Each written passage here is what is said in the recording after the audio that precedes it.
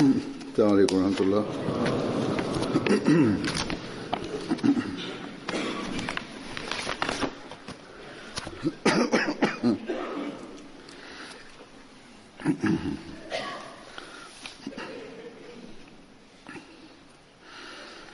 أشهد أن لا إله إلا الله وحده لا شريك له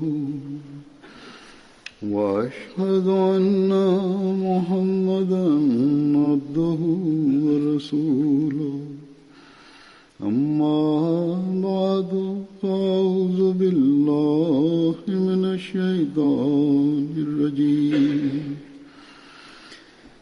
بسم الله الرحمن الرحيم الحمد لله رب العالمين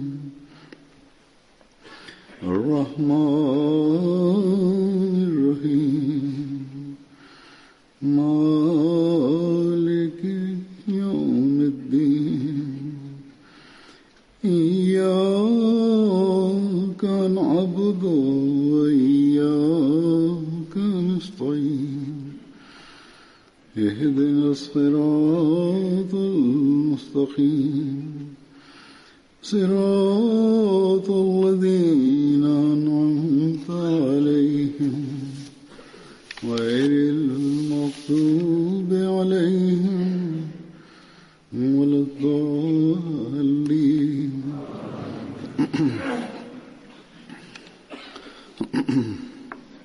Le Messie premier l'Islam déclare: quelle était la condition de la culture, des mœurs, ainsi que de la spiritualité de la nation arabe au moment de l'avènement du saint prophète Mohammed Mustafa sallallahu alayhi wa sallam. Chaque foyer était en proie au conflit, aux beuveries, à l'adultère, au brigandage et aux bagarres. Tous les maux sévissaient dans cette société. Aucun de ses membres n'avait de relation ou d'affinité avec Dieu ou avec les excellences morales. Chacun se posait en pharaon.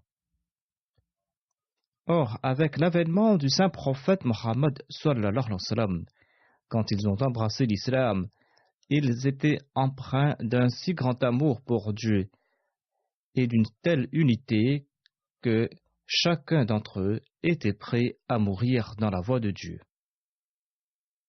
Ils ont démontré par leurs actes la réalité du serment d'allégeance en laissant leur exemple à cet égard.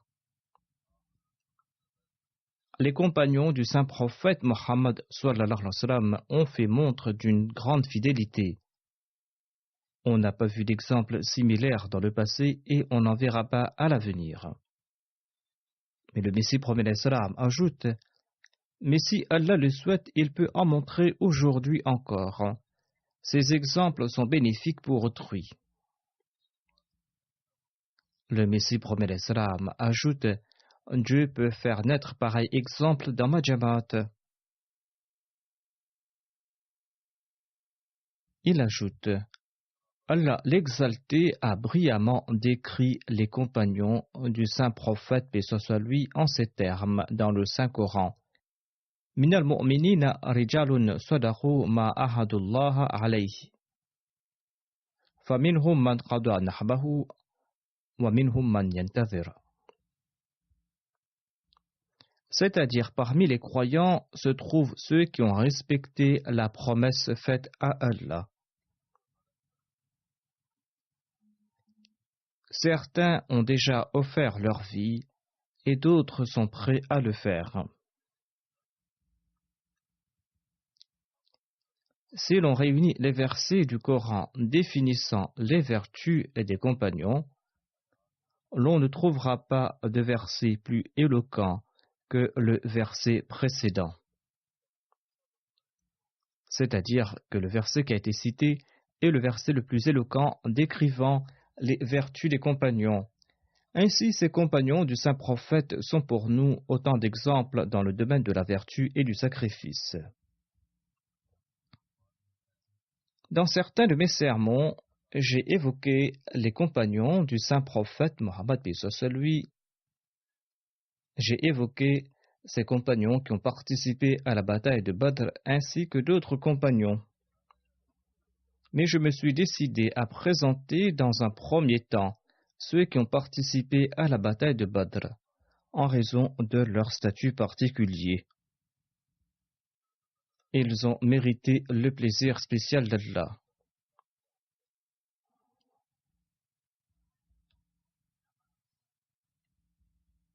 Pour le sermon d'aujourd'hui, j'évoquerai Hamza, fils d'Abdul Muttalib.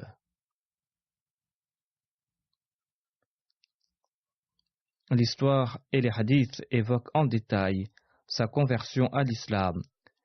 L'histoire évoque aussi son martyre. Il est connu sous le titre de Sayyidus Shuhada, le chef des martyrs. Il est aussi connu comme Asadullah, le lion d'Allah, et Asadur Rasoul, le lion du prophète.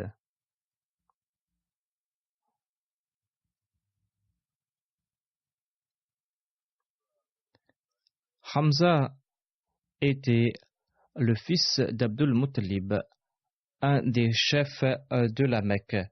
Il était aussi l'oncle du saint prophète Mohammed paix sur lui.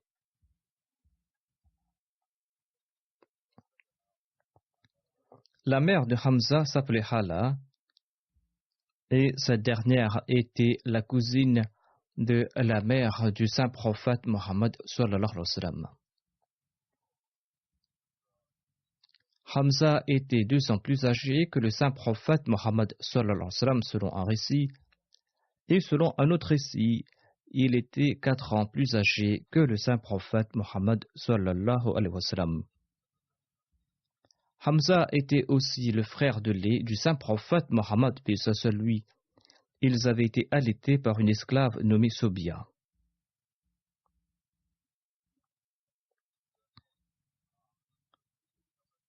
Hamza avait embrassé l'islam 6 ans après que le saint prophète Mohammed paix sur lui s'était proclamé envoyé divin à l'époque du Dar al-Arqam.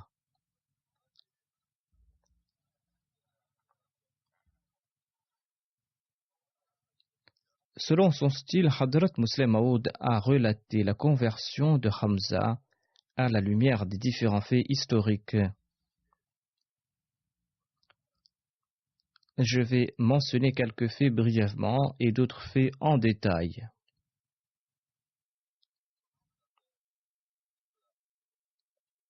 L'on peut saisir à la lumière de ces récits la raison de sa conversion.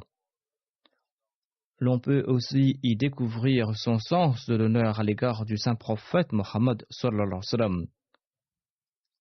On comprend cela grâce au récit de la persécution qu'Abu Jahl avait fait subir à l'envoyé d'Allah.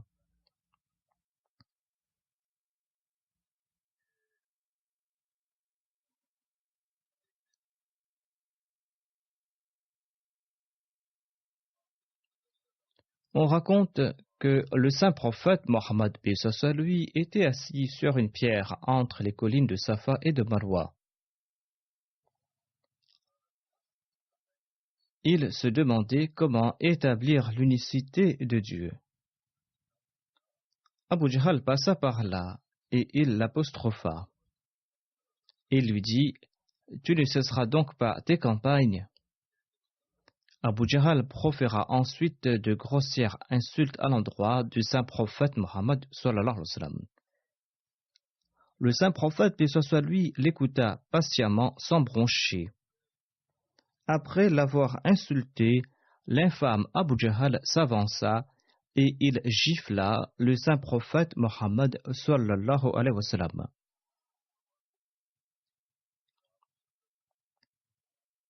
Mais le saint prophète Mohammed paix soit lui n'a pas répliqué.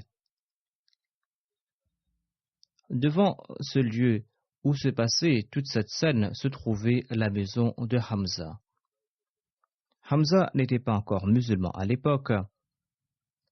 Comme à l'accoutumée, il était parti chasser à l'arc le matin. Et il retournait le soir et assisté à la réunion des Koraïchites. Le jour de l'incident, il était parti à la chasse.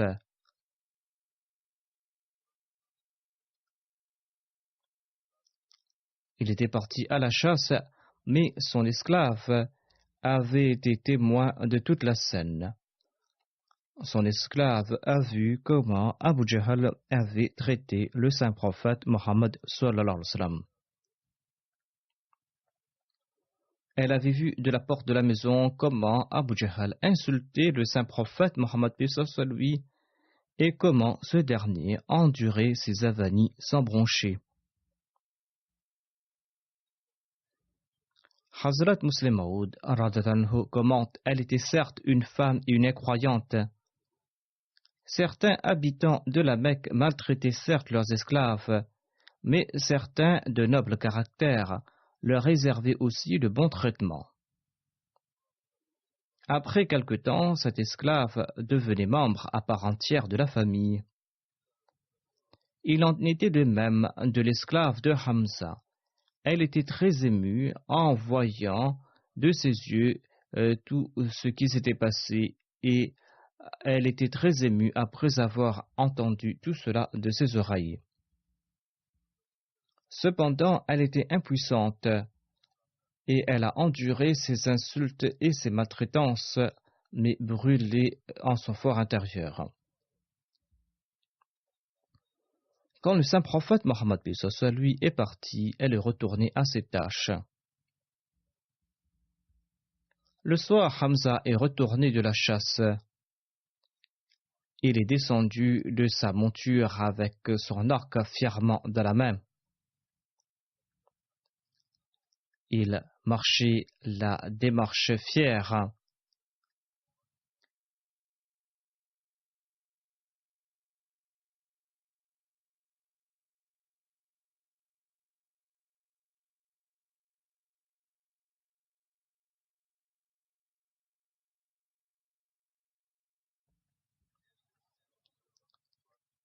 L'esclave qui avait réprimé ses émotions pendant longtemps s'est exclamé. Elle a dit à Hamza: tu n'as pas honte, tu te pavanes ainsi comme un brave. Hamza lui a demandé tout étonné: qu'est-ce qui se passe? L'esclave a répondu: ton neveu était assis là, Mohammed sallallahu alayhi wa sallam était assis là et Abu Jahl s'est attaqué à lui. Abu Jahl l'a grossièrement insulté pour ensuite le gifler. Mais Mohammed sallallahu alayhi wa sallam n'a pas bronché et il a tout écouté silencieusement. Abu Jahl n'a cessé de l'insulter et il est parti quand il s'était lassé. Or, Mohammed sallallahu alayhi wa sallam ne lui avait pas répliqué. Tu te poses en brave et tu es retourné fièrement de la chasse.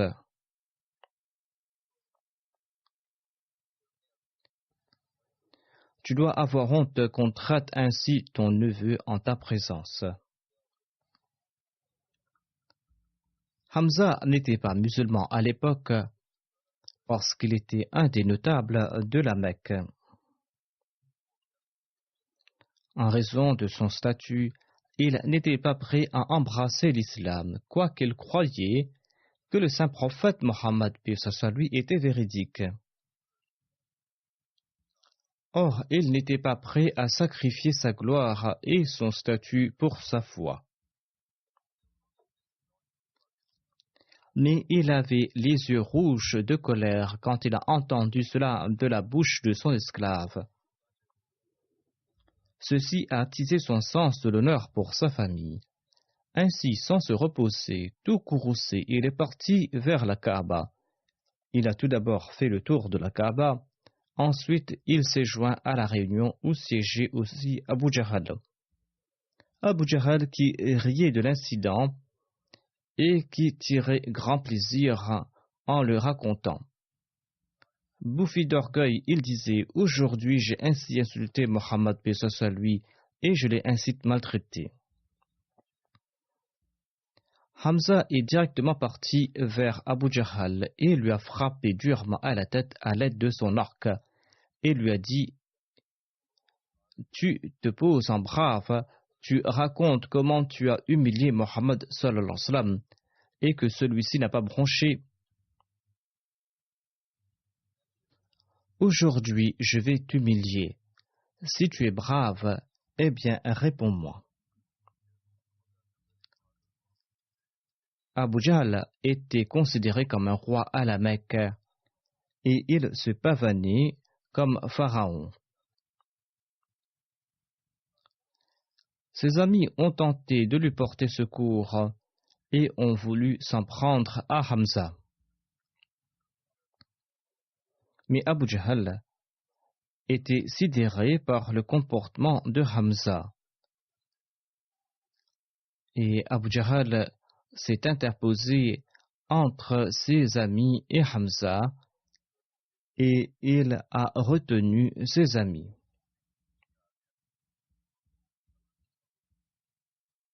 Il a dit à ses partisans, laissez-le, j'ai eu tort et Hamza a raison.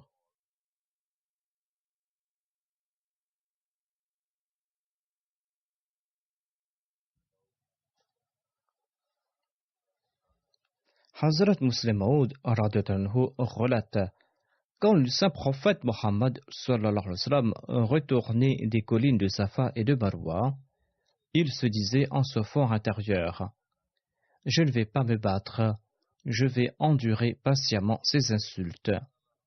Or Dieu sur son trône disait, Alaysa Allahu bikafin abdahu.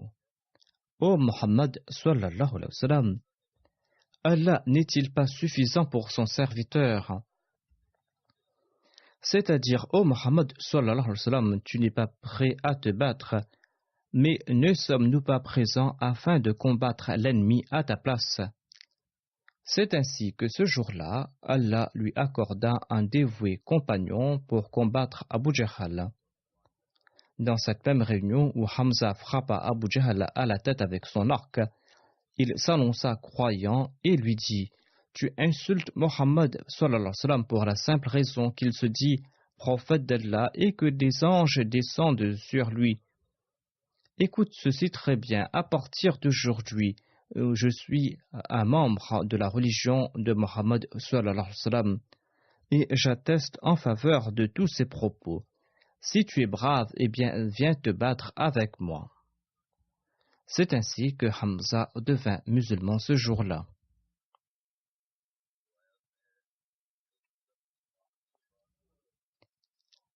Et selon les récits, sa conversion renforça la foi des musulmans de la Mecque.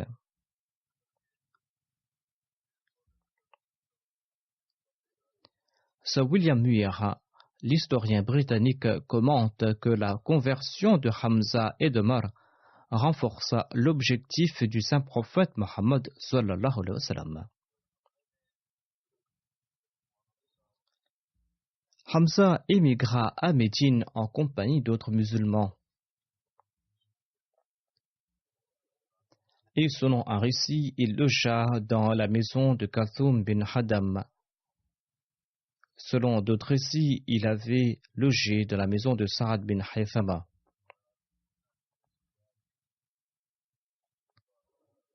Après l'émigration à Médine, le saint prophète Mohammed lui établit un lien de fraternité entre Hamza et Zayd bin Harith. C'est pour cette raison que Hamza fit un testament en faveur de Zayd bin Harith lorsqu'il se rendait à la bataille d'Uhud.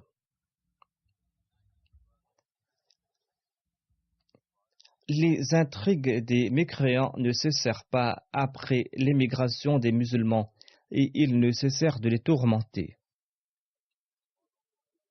D'où la vigilance des musulmans qui surveillaient les va-et-vient des mécréants.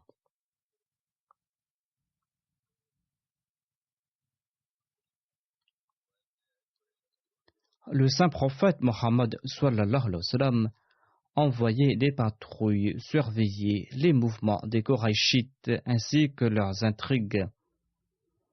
Et Hamza eut l'occasion de rendre de fiers services à cet égard. Au cours du mois Rabiul Awwal de la deuxième année de l'Hégire, le saint prophète sallallahu alayhi wa sallam envoya une patrouille de 30 muhajirines montés à dos de chameaux sous le commandement de Hamza. Il les envoya à l'est. En atteignant leur destination, Hamza et ses compagnons y virent Abu Jahl, le grand chef de la Mecque, accompagné de 300 soldats. Ils étaient là pour les accueillir. Ils étaient 10 fois plus nombreux que les musulmans. Or, les musulmans étaient sortis en obéissance à Dieu et à son prophète, et ils ne reculèrent pas par peur de la mort. Les deux armées belligérantes s'apprêtèrent pour combattre. C'est là que Majdi bin Amr al-Juhni, le chef de la région, qui était en relation avec les deux belligérants, a servi de médiateur et il a mis fin aux hostilités.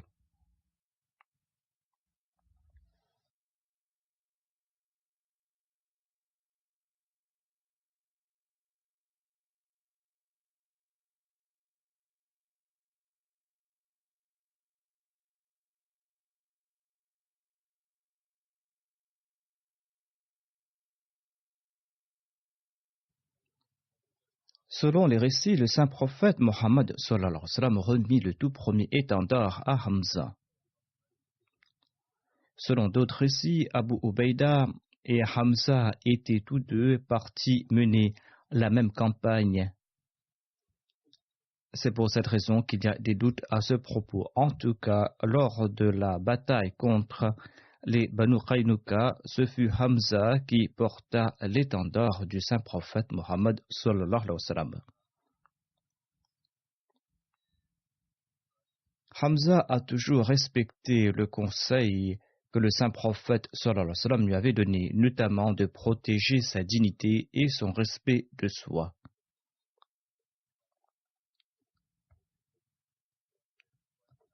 Selon les récits, après l'émigration, la situation financière de Hamza, à l'instar de celle des autres musulmans, était difficile.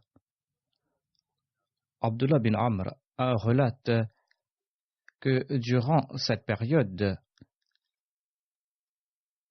Hamza se présenta au saint prophète Mohammed sallallahu alayhi wa sallam et il lui demanda de lui confier quelques charges afin qu'il puisse subvenir à ses besoins. Le saint prophète Mohammed sallallahu alayhi wa sallam lui répondit: Hamza, souhaites-tu préserver ta dignité ou souhaites-tu la bafouer? Hamza répondit: je préfère protéger ma dignité. Le saint prophète Mohammed sallallahu alayhi wa sallam ajouta: eh bien, en ce cas, sauvegarde ta dignité.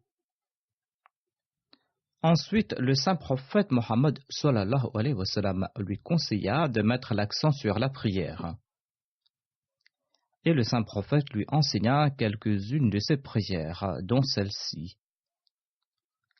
Le saint prophète Mohammed lui recommanda de répéter régulièrement cette prière. Allahumma inni as'aluka bismikal a'zami wa ridwanikal akbar. C'est-à-dire, ô Allah, je t'implore par ton plus grand nom et je t'implore par ton plus grand plaisir. Hamza a toujours goûté aux fruits de cette prière.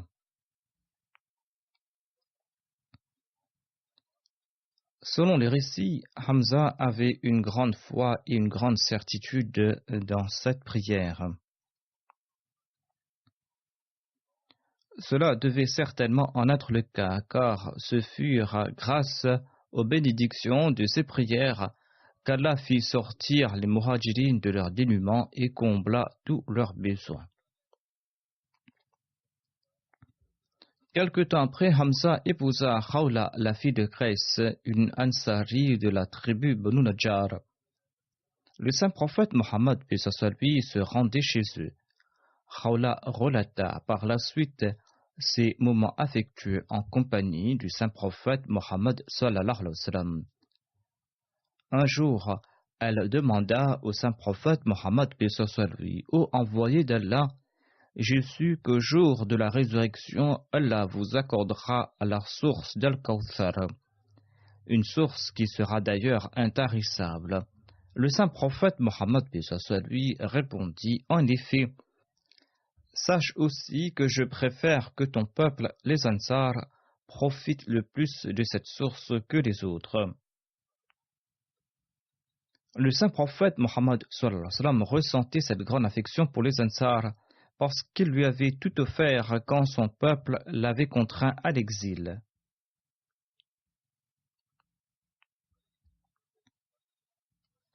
Selon les annales de l'histoire, la bataille de Badr eut lieu au cours de la 2e année de l'Hégire.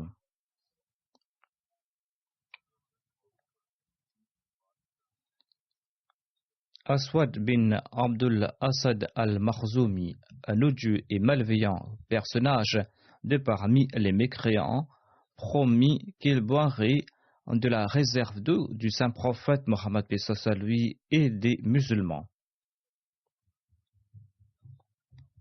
Il avait l'intention de corrompre cette eau ou de mourir tout près de ce réservoir. Hamza vint à la rencontre d'Aswad et d'un coup d'épée, Hamza lui trancha la jambe. Aswad tomba à la renverse et tenta de se rapprocher de la réserve d'eau afin d'accomplir sa promesse. Hamza le poursuivit et lui donna le coup de grâce tout près de l'eau. Il n'avait pas pu corrompre cette eau ou boire de cette eau tout comme il l'avait promis.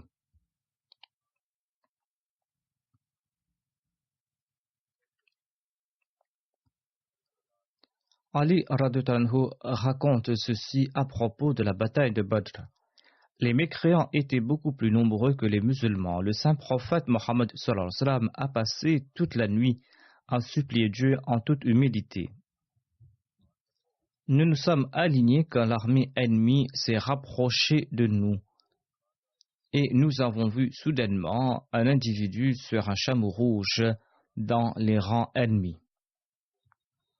Le saint prophète Mohammed m'a requis de demander à Hamza qui était cette personne, étant donné que Hamza était plus proche des mécréants, et il a demandé à Hamza de lui rapporter ce que disait cette personne sur ce chameau rouge. Le saint prophète a commenté, s'il est une personne capable de la prodiguer de bons conseils, il s'agit de cette personne montée sur ce chameau rouge. Après quelque temps, Hamza est venu informer le saint prophète qu'il s'agissait d'Utba bin Rabi'a qui empêchait les mécréants de participer à la bataille. Abu Jahal lui répliquait qu'il était un lâche et qu'il avait peur de combattre. Utba tout courroucé ajoutait qu'on verra en ce jour qui est un véritable lâche. Ali relate qu'Utba bin Rabi'a est sorti des rangs accompagné de son fils et de son frère pour engager des duels. Plusieurs jeunes Ansar ont répondu à leur appel.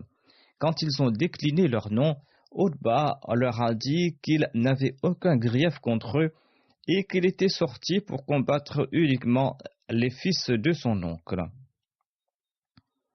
Le saint prophète Mohammed lui a demandé à Hamza, à Ali et à Ubayda bin Harith de s'apprêter au combat. Hamza s'est avancé dans la direction d'Utba, Ali vers Shayba et Ubayda vers Walid. Hamza et Ali ont fatalement blessé leur adversaire et ensuite ils ont achevé Walid avant de porter Ubayda hors du champ de bataille. Ainsi, Ali et Hamza avaient tous deux achevé leurs adversaires. Le saint prophète Mohammed lui avait demandé à Hamza, à Ali et à Ubayda bin Harith de s'engager au combat individuel. Étant donné qu'ils avaient le visage masqué, Utba leur a demandé de révéler leur identité. Quand Hamza s'est présenté en annonçant qu'il était le lion d'Allah et de son prophète, Utba a répondu « Ce sera là un valeureux combat ». Hamza, afin de terrifier les mécréants lors de la bataille de Badr, portait une plume d'autruche. Abdurrahman bin Auf rapporte: Umayya bin Khalf était l'un des chefs des Korachites qui torturaient Bilal à la Mecque. Il a été tué à Badr par des Ansar. Il m'avait demandé qui était l'individu portant la plume d'autruche. J'ai répondu qu'il s'agit de Hamza, fils d'Abdul Muttalib. Il a commenté que Hamza leur avait fait subir les plus grandes pertes en ce jour de Badr. Sir William Muir, historien britannique, commente en ces termes la participation de Hamza à la bataille de Badr. Hamza, avec sa plume d'autruche flottant au vent, était partout, raconte-t-il, et il tua plusieurs chefs mécois. Hamza fit montre de sa bravoure lors de la bataille d'Uhud. Ses faits d'armes furent très douloureux aux yeux des Korachites de la Mecque. Le recueil de Bukhari en fait mention.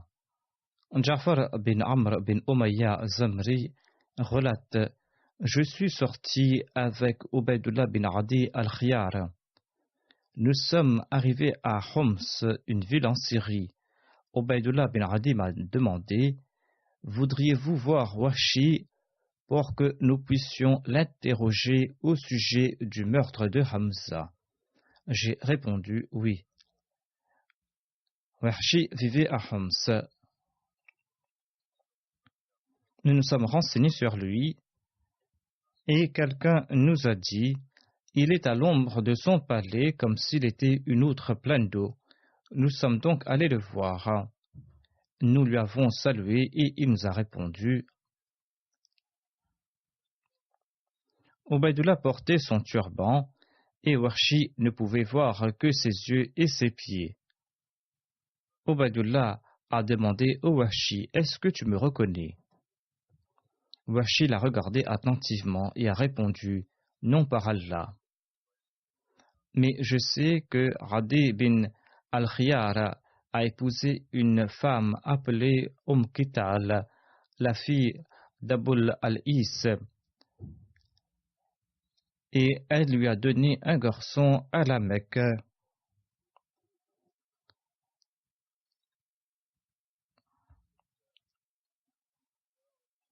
J'ai cherché une nourrice pour cet enfant. Une fois, j'ai porté cet enfant avec sa mère, et ensuite j'ai remis cet enfant à sa mère. Tes pieds ressemblent aux pieds de cet enfant, a dit Wahshi.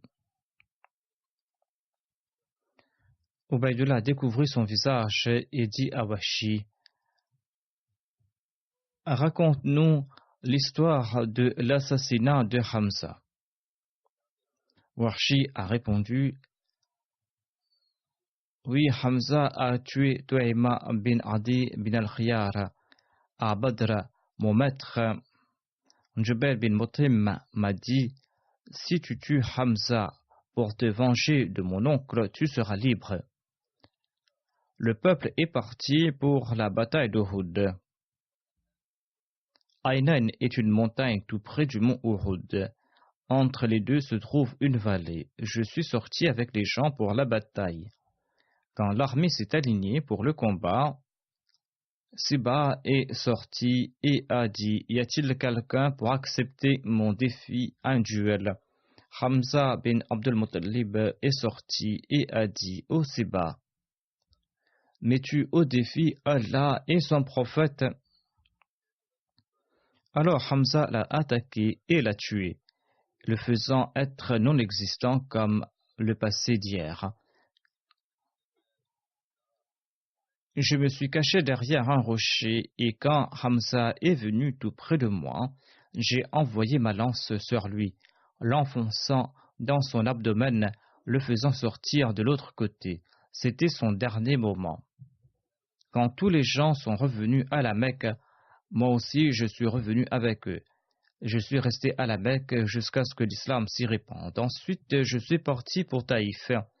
Et quand le peuple de Taïf a envoyé leur messager à l'envoyé d'Allah, on m'a dit que le prophète d'Allah ne fait pas de mal aux messagers. Alors je me suis sorti avec eux et je suis arrivé devant le saint prophète Mohammed paix soit lui. Quand il m'a vu, il m'a demandé « Es-tu Washi ?» J'ai répondu « Oui ». Il a dit « C'est toi qui as tué Hamza ?» J'ai répondu « Oui, c'est bien vrai, c'est moi qui l'ai tué. » Le saint prophète a répondu « Vaut mieux que tu ne te présentes plus devant moi. » Washi a dit que je suis donc parti. Quand le prophète d'Allah est décédé et que Moussaïlema, le menteur, s'est rebellé, je me suis dit, je me battrai contre Moussaïlema, peut-être pourrais-je le tuer et m'expier ainsi du meurtre de Hamza. Eh bien, je suis sorti avec les gens pour combattre Moussaïlema et ses partisans. Et ensuite, des événements célèbres ont lieu concernant cette bataille. Soudainement, j'ai vu un homme, c'est-à-dire Moussaïlema, se tenir tout près d'une brèche dans un mur. Il ressemblait à un chameau de teint basané et ses cheveux étaient ébouriffés. J'ai envoyé ma lance, elle lui a traversé ses épaules. Puis un homme Ansari lui a tranché le cou. Telle était la fin de Moussaïlema. Omar bin Ishaq rapporte que le jour de la bataille d'Uhud, Hamza bin Abdul Muttalib se battait devant le saint prophète Mohammed paix soit lui avec 2 épées dans la main. Il annonçait « Je suis le lion d'Allah ». Il avançait et reculait, quand tout d'un coup il a trébuché et il est tombé sur le dos. Washi bin Aswad l'a vu, et selon Abu Usama, il l'a tué d'un coup de lance.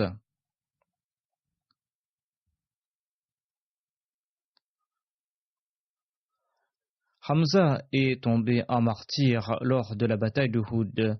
Ce fut lors du 32e mois de l'émigration du saint prophète Mohammed paix soit lui. Hamza avait 59 ans à l'époque. Selon les récits, Hind, la femme d'Abu Sufyan, avait accompagné l'armée lors de la bataille d'Uhud. Hamza avait tué son père à Badr lors du duel et pour se venger, elle s'était promis de consommer le foie de Hamza. Quand ce dernier est tombé sur le champ de bataille, les polythéistes ont commencé à mutiler les dépouilles des soldats musulmans, en les défigurant et en leur tranchant le nez, les oreilles et les membres. On a apporté à Hind un morceau du foie de Hamza qu'il a mâché. Ne pouvant l'avaler, elle l'a craché. Quand le saint prophète Mohammed paix soit lui a entendu à propos de l'incident, il a déclaré « Allah a interdit au feu de l'enfer de goûter à la chair de Hamza. » Quand le saint prophète Mohammed paix soit lui s'était approché de la dépouille de Hamza et avait exprimé sa profonde tristesse, Dieu lui a informé à propos de l'éminent statut du martyr. On trouve mention donc de cet incident concernant Hind qui avait tenté de mâcher le foie de Hamza. La biographie d'Ibn Hisham relate que le saint prophète Mohammed paix soit lui s'est adressé à la dépouille de Hamza en ces termes. « Ô Hamza, face à ton malheur, jamais je ne souffrirai tant. Je n'ai jamais vu de scène plus douloureuse. » Ensuite, il a ajouté « L'ange Gabriel est venu et m'a informé que Hamza bin Abdul Muttalib a été reconnu comme le lion d'Allah et de son prophète aux cieux. » Zubair a rapporté qu'à la fin de la journée de la bataille d'Uhud, une femme s'avança très rapidement et était sur le point de voir les dépouilles des martyrs. Le saint prophète paix soit lui ne souhaitait pas qu'une femme les voie. Cela laisse suggérer à quel point les corps étaient mutilés. Le saint prophète ordonna « Arrêtez-la, arrêtez-la ». Zubair déclare « Lorsque j'ai regardé attentivement, j'ai constaté qu'il s'agissait de ma mère Safiya, radhiyallahu anha. J'ai couru vers elle et j'ai réussi à l'intercepter avant qu'elle n'arrive jusqu'au corps des martyrs. En me voyant, elle me frappa sur la poitrine et me repoussa. C'était une femme forte et elle m'a dit « Ôte-toi de mon chemin, je ne veux point t'écouter. » J'ai répondu « Le saint prophète Mohammed paix soit lui m'a ordonné de vous arrêter.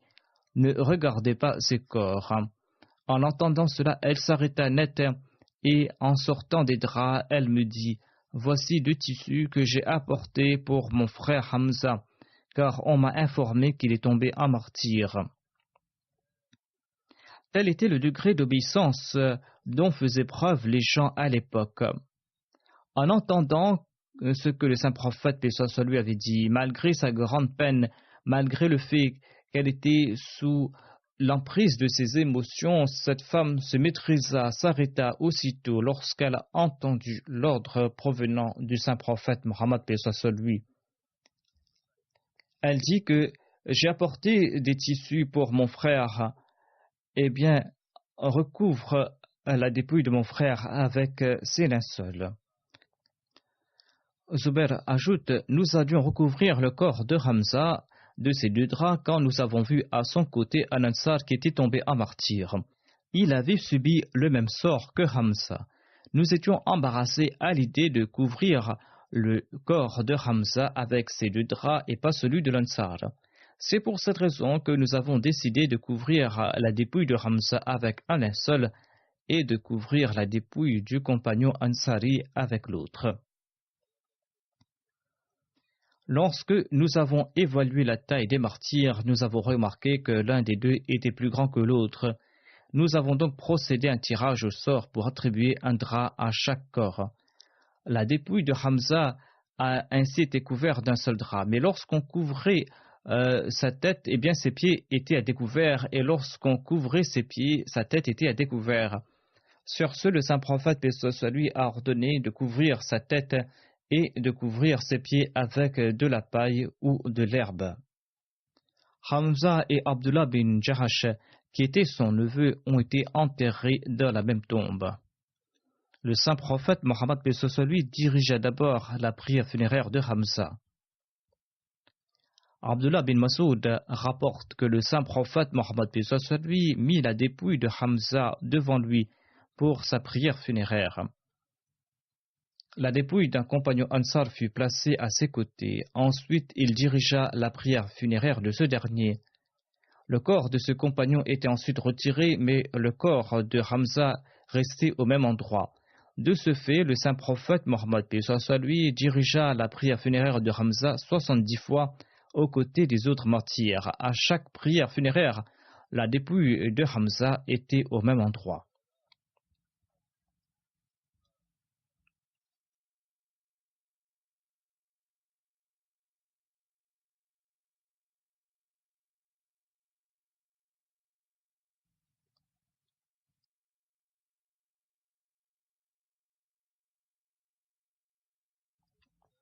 Abu Huraira rapporte que Hamza faisait montre d'une grande compassion à l'égard de ses proches et il était toujours parmi les premiers à accomplir de bonnes œuvres. Après son martyre, en s'adressant à la dépouille de Hamza, le saint prophète, paix soit lui, proclama que les grâces d'Allah t'accompagnent. Il semble que personne d'autre n'était plus affectueux et plus pieux que toi. À partir de ce jour, aucune tristesse ne t'affligera. Les compagnons mentionnaient avec tristesse les conditions désolantes et pénibles dans lesquelles l'oncle du saint prophète, paix soit lui, et ce courageux chef, Hamza, fut enterré. Par la suite, à l'époque d'aisance, en se remémorant ces moments difficiles, Khabab avait pour coutume de dire que le linceul de Hamza était court. On couvrit sa tête avec le tissu et de l'herbe fut placée sur ses pieds.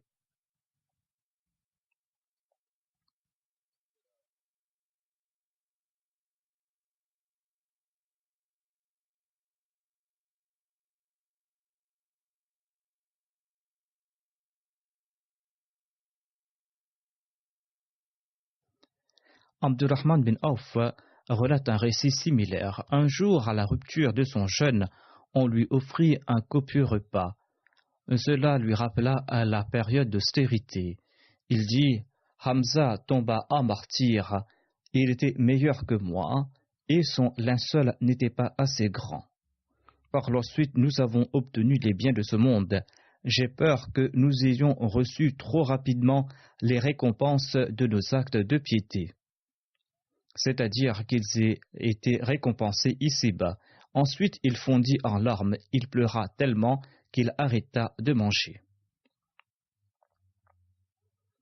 Allah était satisfait de ces personnes et ses compagnons étaient satisfaits d'Allah. Dans les moments de prospérité, ils se souvenaient de leurs frères et de leurs conditions d'antan. Qu'Allah fasse preuve de pardon à l'égard de tous ses compagnons.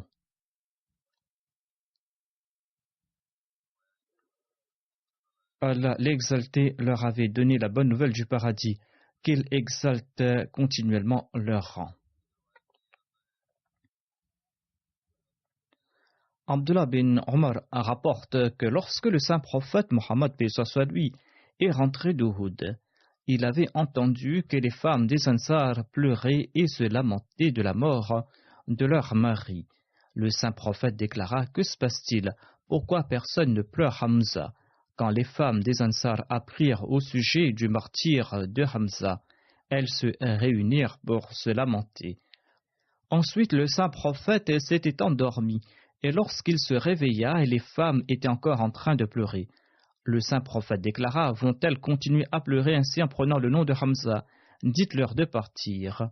Le saint prophète demanda à ces femmes de rentrer et de ne jamais se lamenter et de s'affliger de la mort d'une personne.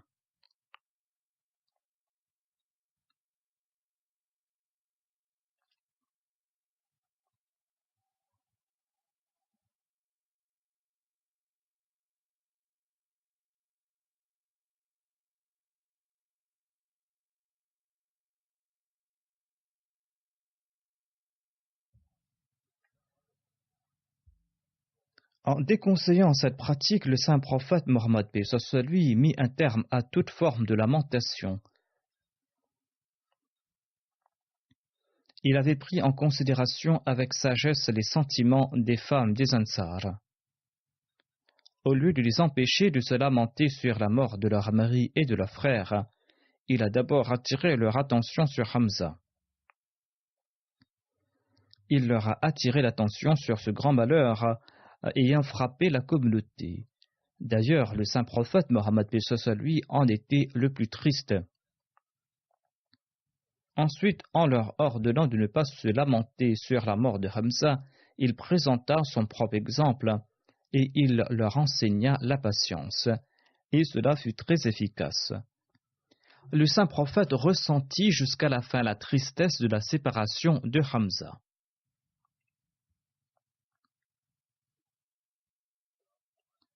Lorsque Hamza tomba à martyr, Ka'b bin Malik avait écrit dans ses vers funèbres: mes yeux versent des larmes, ils ont raison de pleurer le décès de Hamza, mais à quoi bon ces sanglots, ces lamentations sur la mort du lion d'Allah?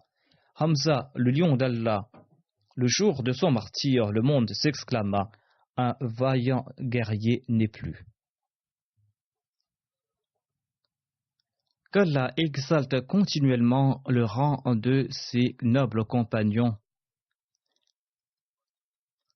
et que les musulmans puissent se rappeler jusqu'au dernier jour les exemples de leurs sacrifices et qu'Allah nous permette de suivre les exemples de ses compagnons, qu'Allah fasse que nous puissions nous aussi suivre leurs pas dans la voie de la piété et de la vertu.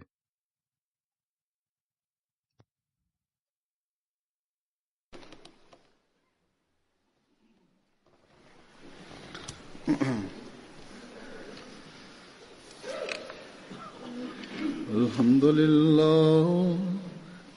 لله نحمده ونستعينه ونستغفره ونؤمن به ونتوكل عليه ونعوذ بالله من شرور أنفسنا ومن سيئات أعمالنا من يهده الله فلا مضل له ومن يضلل فلا هادي له ونشهد أن لا إله إلا الله ونشهد أن محمدا عبده ورسوله عباد الله رحمكم الله إن الله يأمر بالعدل والإحسان وإيتاء ذي القربى وينهى عن الفحشاء والمنكر والبغي يعظكم لعلكم تذكرون اذكروا الله يذكركم وادعوه يستجب لكم ولذكر الله أكبر